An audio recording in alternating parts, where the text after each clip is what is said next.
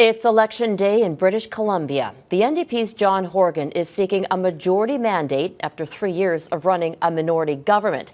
It was a snap election because the NDP government had until next year to call it. More than 1 million people cast their votes in advance, including nearly 400,000 mail-in votes that had already been returned as of yesterday.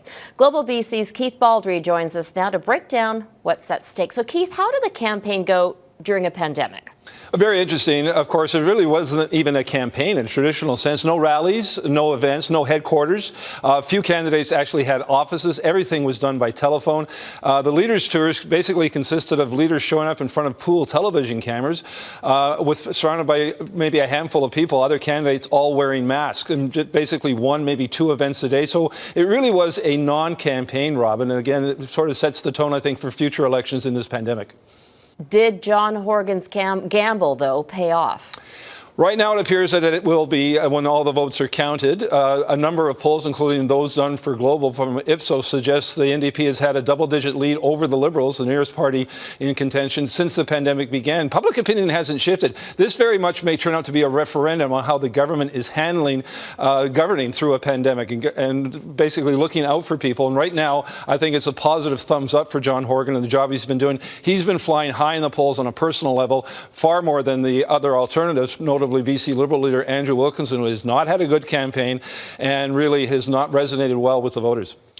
But the wrinkle in all of this is the mail-in ballots. Yes, indeed. Only 6,000 people, a little more than 6,000 people voted by mail in the last election. Now we're probably going to get in excess of 500,000 people voting by mail.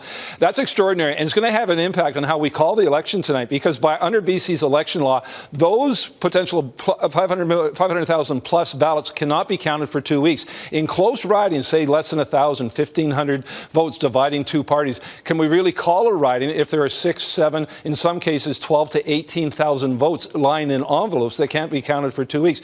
Worst case scenario, we don't know the outcome of this election until mid-November. Hopefully we can call it tonight, but there is that scenario that could play out where we remain in sort of suspended animation for a couple of weeks before those mail-ins are counted.